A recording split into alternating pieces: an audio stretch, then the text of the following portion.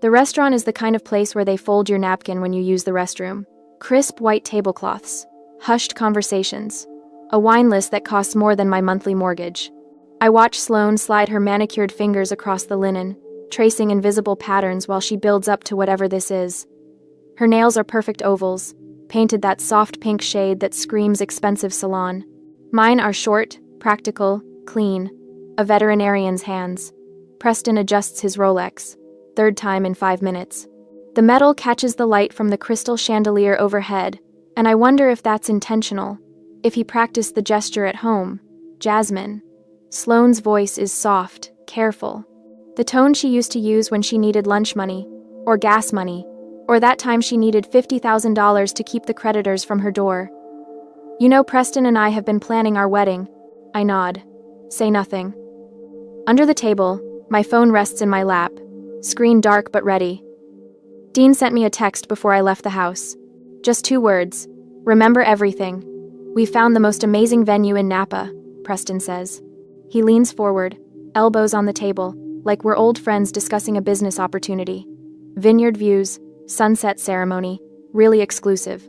It sounds beautiful, I say. Sloane's eyes get that shine. The one I recognize from childhood, from all those times she stood at Mom's bedroom door asking for just one more thing. It is. It's perfect. It's everything we've dreamed of. I wait. The thing is, Preston continues, and his voice shifts, goes harder. The venue requires a substantial deposit, and with the current market conditions, liquidating certain assets would put us at a disadvantage. I almost smile. He talks like someone who watched too many business shows. I happen to know his investment firm is barely holding together, that the designer suit probably came from a credit card he can't afford. What Preston means, Sloane says, reaching across the table for my hand, is that we need help. Family helping family. There it is. We need $75,000, Preston says. Flat, direct, like he's ordering an appetizer. The number hangs in the air between us.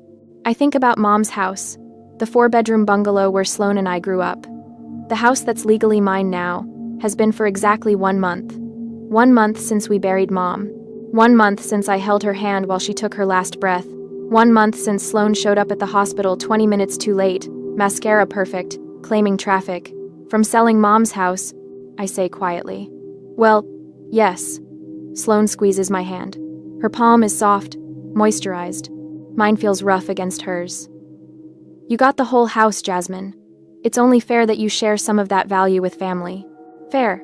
I remember being 16, my prom dress hanging in the closet, corsage wilting in the fridge. Sloane had been 4 years old, burning with fever, and Mom was at her second job. I stayed home, gave my date some excuse about the flu, spent the night pressing cool cloths to my baby sister's forehead while she whimpered. I remember being 23, canceling a trip to Portland with friends because Sloane needed someone to co-sign her first apartment lease. Being 28 and draining my savings to cover her credit card debt. Being 35 and lying to Dean about where $5,000 went.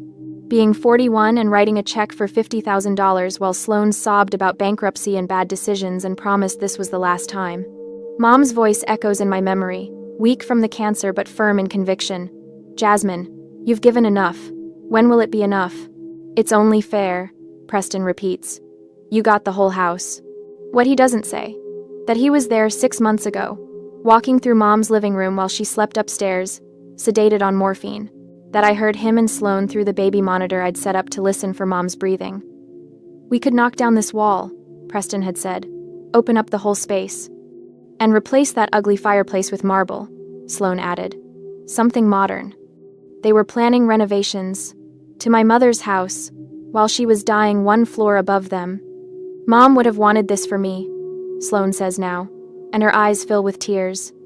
Perfect, photogenic tears that don't smudge her makeup. She would have wanted to see me happy. My phone buzzes against my thigh. Dean's text is short. Stay strong. I can offer $15,000, I say. My voice is steady, calm, as a wedding gift. Quote. Preston actually laughs. It's a short, sharp sound. That doesn't even cover the flowers. Sloane's face changes. Just for a second. The tears vanish, and something cold flashes in her eyes before she catches herself, before the mask slides back into place. Jasmine, Please, we're family. 15,000. I repeat. That's my final offer. Take it or leave it. The silence stretches. A waiter glides past with a tray of wine glasses. At the next table, someone laughs. Preston's jaw tightens. Sloane's fingers curl against the tablecloth, those perfect nails pressing into the white linen like claws. You're being selfish, she says quietly. After everything I've been through, after losing Mom. I stand up, smooth my jacket, look down at my baby sister, the one I raised more than Mom did, the one I sacrificed for again and again and again. Take it or leave it, I say again. I leave 3 20s on the table for my untouched water and walk out into the afternoon sun, my phone already in my hand, already pulled up to the recording I made of Preston and Sloane in Mom's house 6 months ago. Dean was right. It's time to remember everything. Dean finds it on a Wednesday night. I'm sitting at the kitchen table with a mug of tea gone cold, Mom's photo album open in front of me. Pictures of Sloane as a baby, gap-toothed at 7, radiant in her high school graduation gown. My throat aches. I keep looking for the moment it changed, when my baby sister became someone I don't recognize. Jasmine. Dean's voice cuts through my thoughts. He's standing in the doorway with his laptop, his accountant face on. The one that means he's found something in the numbers that doesn't add up. You need to see this. He sets the laptop on the table, pushes it toward me. The screen shows a background check report. Preston Vance's financial history, laid out in merciless detail. Gambling debts. $53,000 to an offshore casino. Another $18,000 to someone called Big Tommy, which sounds like a nickname nobody wants to owe money to. Keep scrolling, Dean says. Cryptocurrency investments. Failed ones. $85,000 vanished into digital coins with names like Moonshot and Rocket Fuel. The kind of investments that promise quick riches and deliver bankruptcy. His family cut him off 6 months ago. Dean says quietly. There's a court filing. His father threatened to have him declared financially incompetent. My hands are shaking. I think about Preston's Rolex, his designer suit, that casual way he asked for $75,000 like it was pocket change. All of it borrowed. All of it fake. There's more. Dean reaches over, clicks to a different tab. Text messages. A whole thread between Sloane and Preston, dated 2 weeks before the restaurant ambush. Preston. The sister won't just give us the money. We need leverage. Sloane. I know, Jasmine. Guilt works. She's been taking care of me since I was born. Preston. Then use it. Family obligation. Dead mother's wishes. Whatever works. Sloane. I'll cry. That always gets her. I read it twice. 3 times. The words don't change. Dean's hand covers mine. I'm sorry. My phone rings. Aunt Patricia. Mom's older sister. The one who sent a gorgeous flower arrangement to the funeral and told me how proud Mom was of me. I answer it. Hi, Aunt Patricia. Don't you hi me. Her voice is sharp, cold. I just got off the phone with Sloane. She's devastated, Jasmine. Absolutely devastated. About what? About your greed. About how you're keeping everything for yourself while she gets nothing. Your mother would be ashamed. The words hit like a slap. I grip the phone tighter. That's not what's happening. Sloane told me everything. How you manipulated your mother while she was sick. How you isolated her from the rest of the family. How you're refusing to share a single penny of the inheritance. None of that is true. She's your sister, Jasmine. Your baby sister. And you're treating her like a stranger. Patricia's voice breaks. I thought you were better than this. She hangs up. I set the phone down carefully, like it might explode. Dean is watching me, his jaw tight. She's been calling everyone, I say. Hasn't she? Probably. He pauses. Check your Facebook. I don't want to. I do it anyway. 3 cousins have unfriended me. The family group chat, the one that usually shares recipes and baby pictures, has gone quiet. No, not quiet. I scroll back. They're still talking. They're just not including me anymore. Someone named Jennifer Parker, a second cousin I barely know, has posted a vague status. It's sad when people show their true colors after a tragedy. Family should come first. 42 likes, 16 comments agreeing with her. My clinic's Facebook page has a new review. 1 star. Anonymous. Dr. Williams seems caring with animals but apparently steals from her own family. Makes you wonder what else she's capable of. Dean reads it over my shoulder, says a word I rarely hear from him. "They're destroying me," I whisper. "They're trying to." He closes the laptop. "The question is what we do about it." I think about Mom's hospital room. Those last weeks when Sloan visited twice, stayed for maybe 20 minutes each time. When I slept in the chair next to Mom's bed, held her hand through the pain, read to her when she couldn't sleep. The hospice nurse, Rosa, kept detailed logs. I remember her kind eyes, her gentle hands. "You're a good daughter," she'd told me. "Your mother knows that." "We document everything," I say slowly. "Everything they're doing, everything they've said." Dean nods. "I already started. The text messages, the restaurant meeting, Preston's financial history. I've got it all backed up in 3 places." My phone buzzes. A voicemail from the family lawyer, Janet Morrison. I put it on speaker. "Jasmine, this is Janet. I received a very interesting letter today from an attorney representing your sister. Sloan is threatening to contest the will. I want you to know this is completely baseless. The will is ironclad, and your mother was of completely sound mind when she made it. I've seen this kind of thing before. It's a pressure tactic. Don't let it work. Call me tomorrow and we'll discuss next steps." The voicemail ends. "They're going to drag this out," I say. "Make it as painful as possible. Let them try." Dean's voice is hard. "We've got the truth on our side." I drive to the cemetery the next morning. Mom's grave still looks raw, the grass not fully grown over the dirt. The headstone is simple, elegant. Her name, her dates, and the line she requested. "Beloved mother and friend." I sit on the ground next to her, ignoring the damp seeping through my jeans. I get it now. I tell her, "The house wasn't just money, it was protection. You knew Sloan would do this. You knew I'd need something they couldn't take." The wind moves through the trees. A bird calls somewhere overhead. "I'm going to fight," I say. "I'm not letting them destroy what you left me." My phone rings. "Janet Morrison. I wanted you to hear this directly," she says when I answer. "Your mother came to see me 3 months before she died. She updated her will specifically because she was worried about Sloan. She told me, and I quote, 'My oldest daughter has given everything. My youngest daughter has taken everything.' It's time that ended." I close my eyes. Mom knew. Of course she knew. "Thank you. I manage." "There's one more thing," Janet says. "I'm sending a cease and desist letter to Sloan and Preston today. If they continue with this smear campaign, we have grounds for a harassment lawsuit." After we hang up, I stay at the grave a little longer. Then I drive to my clinic, where my partner, Sarah, is waiting with coffee and a fierce expression. "I saw that review," she says.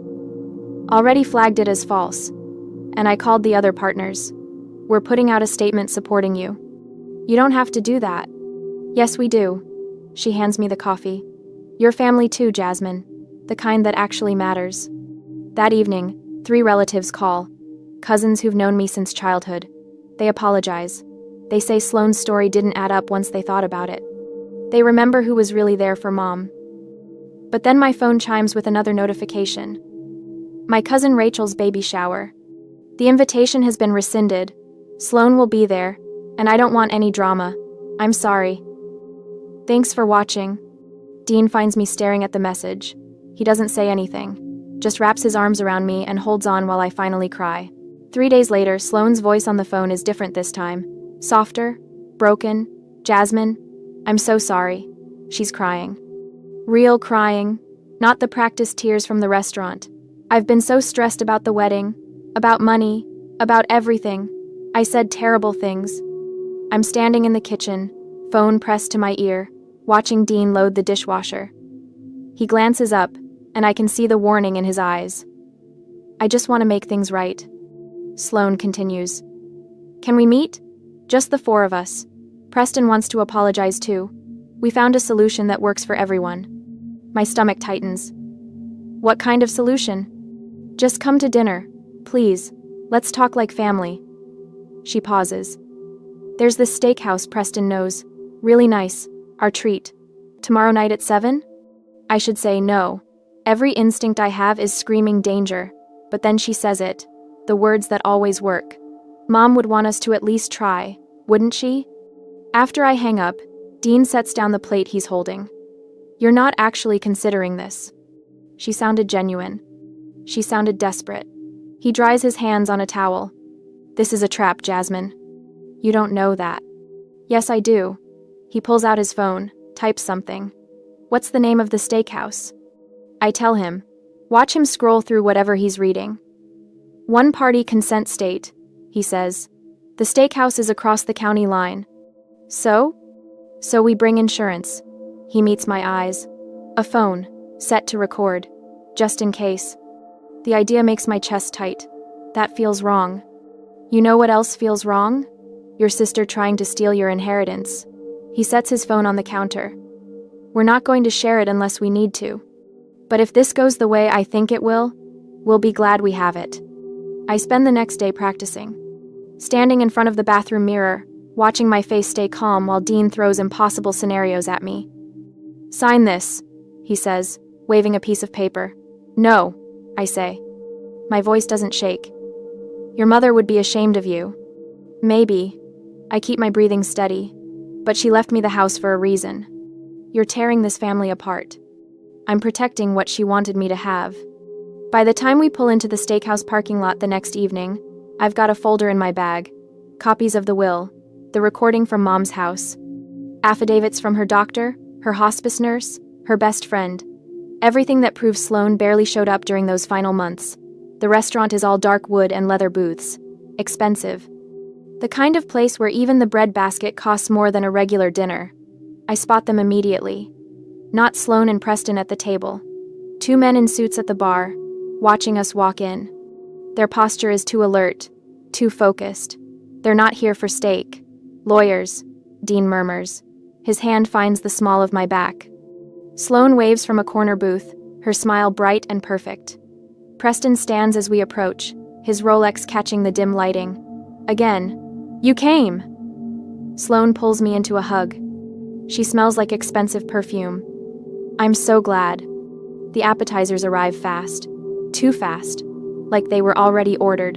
Calamari, shrimp cocktail. Things I didn't choose. We really are sorry about how things went last time, Preston says. He's cut his steak into precise pieces. Hasn't eaten any of it. Emotions were running high. We've been thinking, Sloane adds. She reaches for my hand across the table. About compromise. About what's fair for everyone. Here it comes. Preston pulls papers from his jacket, sets them beside my plate. We had our lawyers draw something up. Just a simple agreement. End quote. I look down. The words swim. Quit claim deed. Trust paperwork. Preston's name in too many places. It's very straightforward, Preston says. You transfer the house into a family trust. We all benefit. Everyone gets their fair share. Just sign it, Sloane whispers. Her grip on my hand tightens. Make this right, Jasmine. For all of us. Dean's movement is calm, deliberate. He reaches into his pocket, pulls out his phone, and sets it on the table. Screen up. Red recording dot visible. No, he says quietly. Preston's face goes white. What is that? Insurance. Dean gestures toward the bar. The two lawyers are already standing, gathering their things. We have enough evidence of coercion and fraud. So do the security cameras in this restaurant. Smile, gentlemen. The lawyers are moving fast now. One of them drops cash on the bar. They're gone before Preston can call them back. You recorded us? Sloane's voice cracks. Not with tears this time. With fury. People at nearby tables are turning, watching. A woman in pearls has her phone out. Yes. I pull my hand free from Sloane's grip. Just like you tried to ambush me. Preston lunges for the papers, but Dean is faster. He slides them out of reach. You'll want to keep these, Dean says to me. Evidence. This isn't over. Sloane's whisper is sharp, vicious. Nothing soft left in it now. You think you're so smart, but this isn't over. Preston grabs my arm as I stand. His fingers dig in. You can't do this. Dean is between us before I can blink. His body is a wall, solid and immovable. Don't touch my wife. The entire restaurant has gone quiet. Even the kitchen sounds have stopped. I look at Sloane, really look at her. The baby sister I raised, the 4-year-old with the fever, the teenager who needed lunch money, she's gone. Maybe she was never really there at all. My baby sister died, I say, and my voice is steady, when she chose greed over love. No guilt, not anymore, just clarity. We walk out together, Dean's hand warm against mine. Behind us, I hear Sloane's voice rising, Preston's desperate explanations to the manager, the murmur of other diners pulling out their phones. The night air is cool, clean. I can breathe again. You did good, Dean says. The phone in his pocket has everything. Every word, every threat, every attempt at manipulation. And the quitclaim deed, with its impossible terms and Preston's control clauses, is safe in my bag. But before we reach the car, I hear footsteps. Fast. Angry. This isn't over, Sloane hisses. She's followed us into the parking lot. Mascara streaked now. That perfect mask finally cracked. You hear me? This isn't over.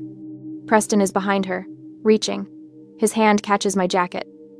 Dean steps between us again. Solid, protective. I meet Sloane's eyes over his shoulder. You're right, I say. It's not over, but it will be soon.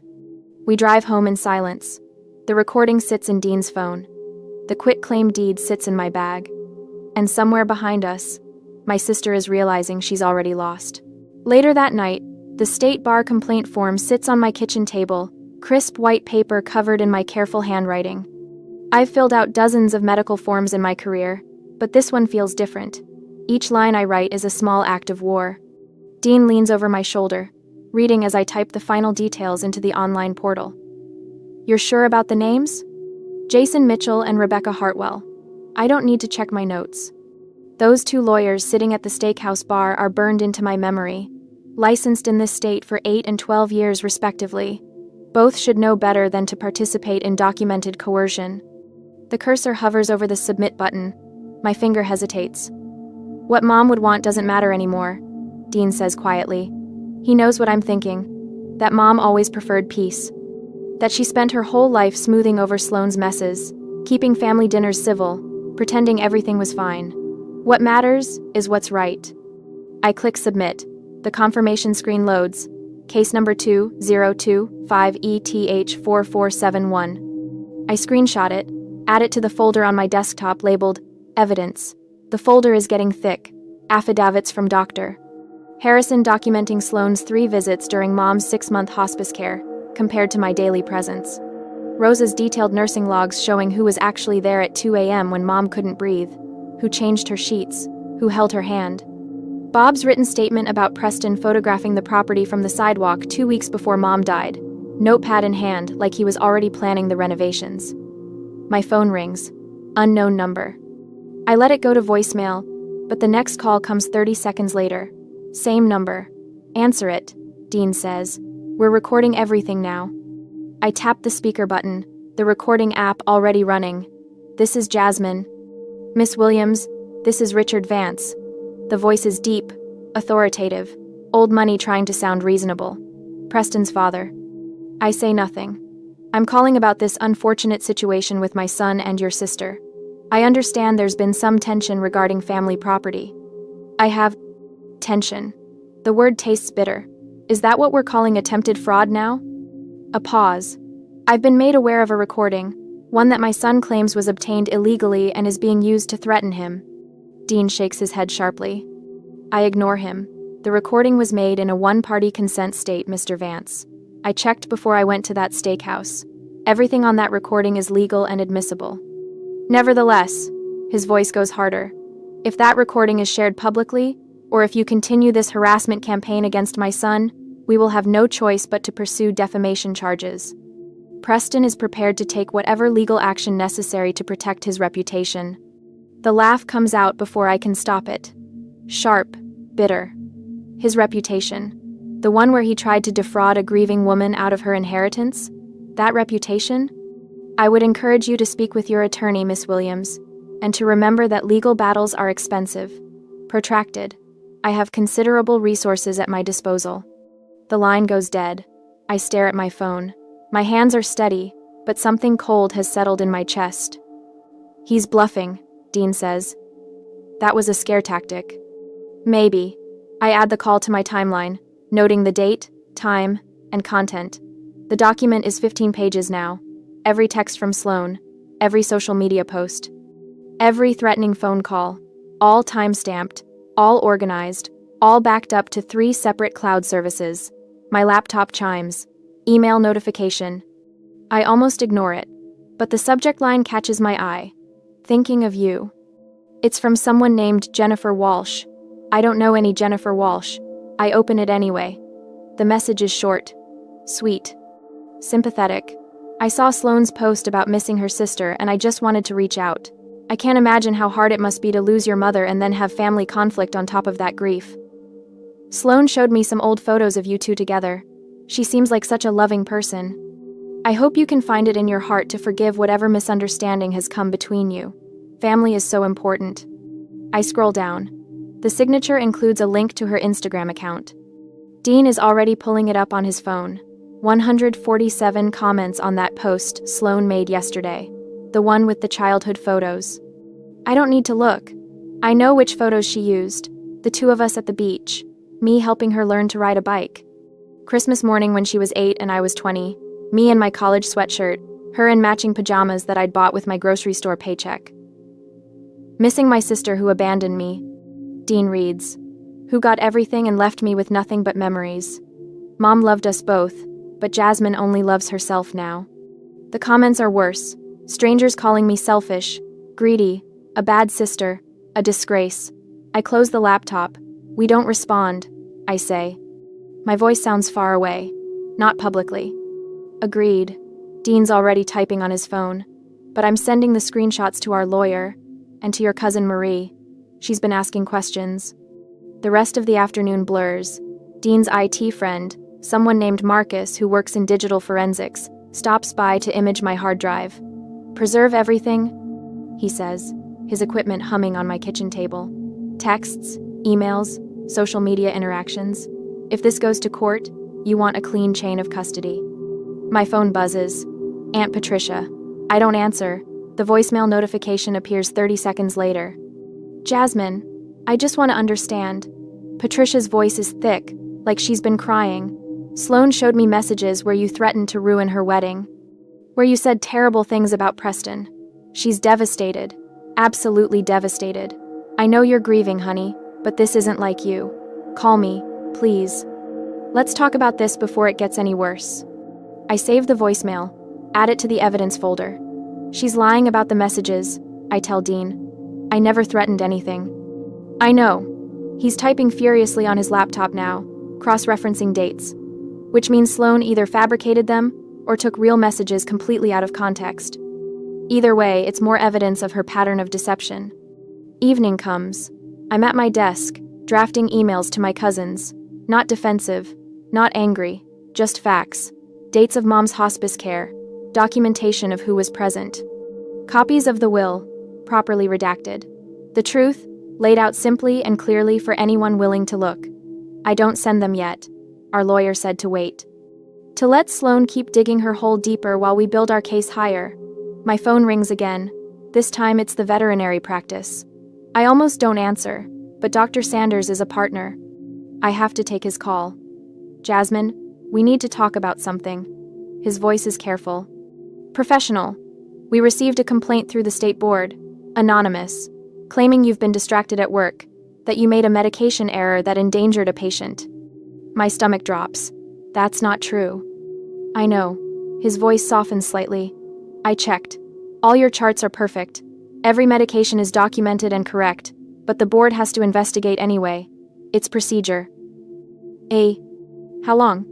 2 weeks. Maybe 3. It won't impact your work here. We all know it's baseless, but I needed to let you know. 2. After he hangs up, I sit very still. They went after my practice, my profession, the one thing I've built that has nothing to do with family or inheritance or Mom's house. Dean finds me there 20 minutes later, still staring at my phone. They're getting desperate, he says. I nod. Can't speak yet. That's good, he continues. Desperate people make mistakes, and we're documenting every single one. The engagement party invitation is still on my refrigerator. Country club, black tie optional. My name is conspicuously absent from the guest list, but we both know I'll be there. I pull up the recording on my phone. Listen to Preston's voice. Just sign it, Jasmine.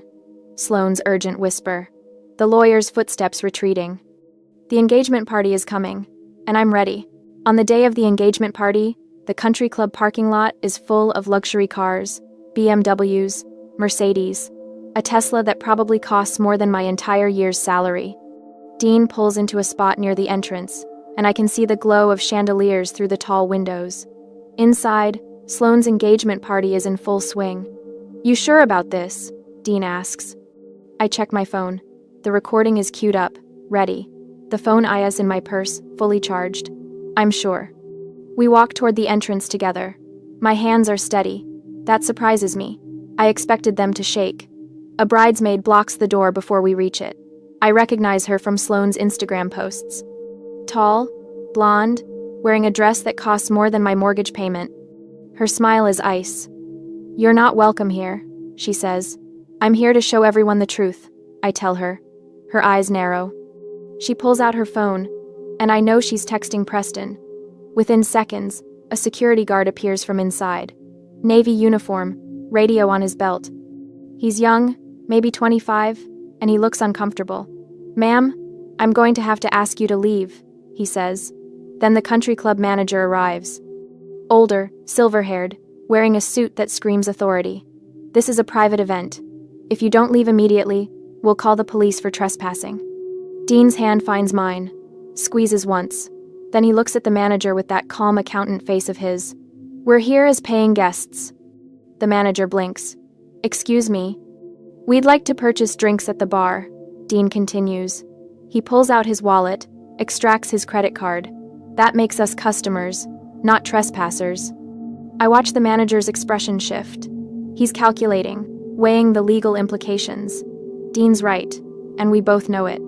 The country club bar is technically open to anyone who wants to buy drinks.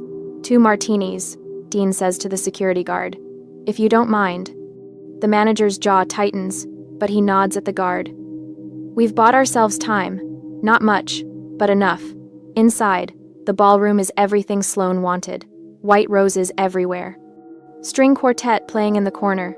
Tables covered in cream linens with gold accents. The guests are the kind of people who summer in the Hamptons and winter in Aspen. Preston's family, mostly. His father stands near the bar, holding court with several other men in expensive suits. We slip along the wall toward the sound system. Nobody's noticed us yet. Everyone's focused on the small stage at the front where Preston is adjusting a microphone. Can I have everyone's attention? Preston's voice booms through the speakers. The quartet stops playing. Conversations die. All eyes turn to him. Sloane appears at his side, radiant in a white cocktail dress. She's glowing, playing the role of beloved fiancée perfectly. I want to thank you all for being here tonight, Preston continues. Sloane and I are so grateful for your support as we begin this journey together. My phone is out. Dean is blocking me from view as I approach the main table and connect the auxiliary cable from the laptop to my phone. True love, Preston says, his voice going soft and syrupy, means conquering obstacles. It means standing together against those who would tear you apart. Even family members who let jealousy poison their hearts. Murmurs ripple through the crowd. I see Aunt Patricia nodding, dabbing at her eyes with a tissue. But we've risen above that negativity. Preston continues. We've chosen love over bitterness, forgiveness over resentment. I press play. The sound fills the ballroom, crystal clear, unmistakable. Preston's voice from the steakhouse recording. Just sign the quitclaim deed, Jasmine. We can have this done in 5 minutes. Sloane's voice, urgent and sharp. Just sign it, Jasmine. The sound of papers rustling. My own voice, calm and measured. You brought lawyers to ambush me. Preston's recorded response. We're offering you a fair deal for your signature. I watch the color drain from Preston's face on the stage. Sloane's mouth opens, but no sound comes out. The recording continues. The lawyers' voices are clear. The coercion is undeniable.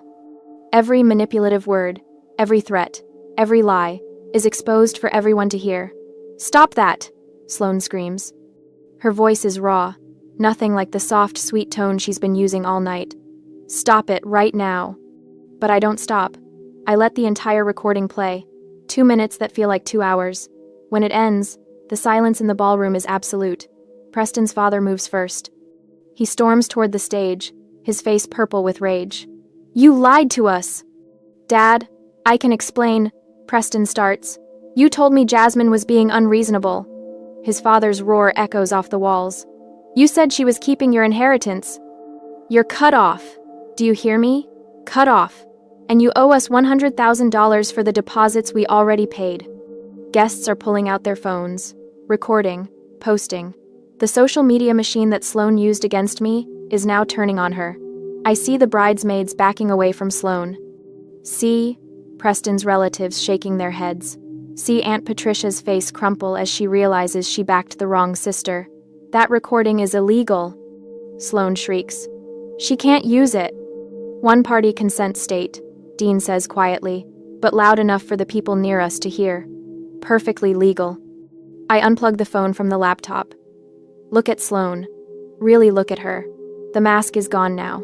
Her face is twisted with rage and desperation. This is who she's always been underneath the tears and the manipulation. The truth always comes out, I say. Then I take Dean's hand and walk toward the exit. Behind us, I hear Sloane's scream of rage, hear the chaos as guests rush for the doors, hear Preston's father still shouting about money and lies. We step out into the cool evening air. The parking lot looks the same as when we arrived, but everything has changed. Dean opens the car door for me. How do you feel? I slide into the passenger seat and let out a breath I didn't know I was holding. Free. A week later, the sold sign went up this morning.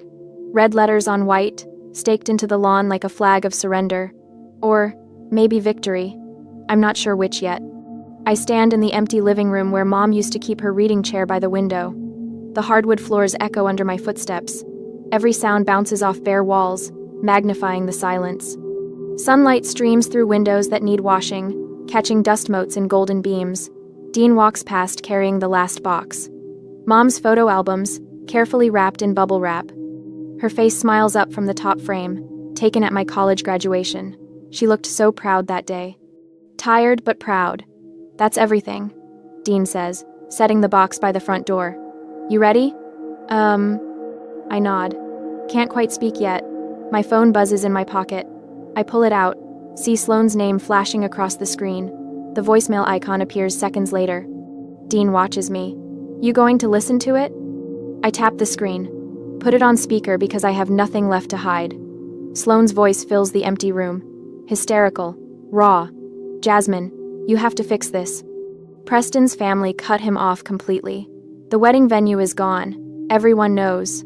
Everyone. You did this to me. You destroyed my life. Call me back. We need to talk about this. We're still sisters. You can't just abandon me like this. Mom would be so disappointed in you right now. Call me. Please. The message ends. The silence returns, bigger than before. Same manipulation, I say quietly. Different desperation. Dean reaches for my hand. Squeezes. You going to call her back? I look at my phone. At Sloane's name in my recent calls list. At the string of missed calls and unread messages that stretches back 6 weeks. She tried everything. Guilt, anger, threats, tears. The entire playbook we learned growing up. I press delete. Watch the voicemail disappear. No, I say. That baby sister I raised? She became a stranger a long time ago. I just didn't want to see it. Dean pulls me close. I rest my head on his shoulder and let myself feel it. Not the guilt she wants me to feel, just the grief, the real kind. For the sister I thought I had, the one who never actually existed. The new practice called yesterday, I tell him. Everything's confirmed. I start in 2 weeks. And my firm approved the remote work arrangement, Dean says. We're really doing this. 500 miles away, a different state, new house with a view of mountains instead of memories. A veterinary practice that doesn't know about family drama or inheritance battles. Neighbors who won't whisper when I walk past. Therapy starts next month. Dr. Morrison specializes in family trauma. She says it'll take time to unpack everything. To understand why I gave so much for so long. To learn the difference between love and obligation. Margaret Wilson hosted a farewell dinner last week. Mom's best friend, the one who testified about Sloane's minimal hospital visits. She cried when she hugged me goodbye. Your mother would be so proud of you, she whispered. She gave you that house as protection. You finally understand that. 3 cousins apologized. Said they believed Sloane's lies at first, but the engagement party recording changed everything. They see clearly now. We exchanged new phone numbers, promised to stay in touch. Maybe we will. Maybe chosen family works better than blood family anyway. The moving truck idles in the driveway. Dean checks his watch. We should go. Long drive ahead. I take one last look around. This room where Mom taught me to braid hair. That corner where Sloane and I built pillow forts. The kitchen, where I made dinner every night while Mom worked double shifts. Good memories, bad memories, all of them mine to carry or leave behind. My phone buzzes again. Sloane's number. I don't hesitate this time. Block contact. Delete thread. Gone. Dean holds the door open. Sunlight spills across the threshold, warm and bright. I step outside. Lock the door. Drop the key in the realtor's lockbox. We drive toward the sunrise. Windows down. Radio playing something upbeat. Dean's hand warm in mine. That night, in our new house with boxes still unpacked, I pull out my journal. Write by lamplight while Dean assembles furniture in the next room. Love isn't measured in dollars or sacrifices. Mom knew that. She gave me the house not as an inheritance but as a test. I finally passed. Some called me selfish. I call it survival. True love requires firm boundaries against those who would exploit it. I close the journal, walk to the window. Mountains rise in the distance, purple against the darkening sky. No painful memories here, just possibility. Dean appears beside me, wraps his arms around my waist. Happy? I lean back against him, feel the weight of guilt finally lifting. Getting there, I say.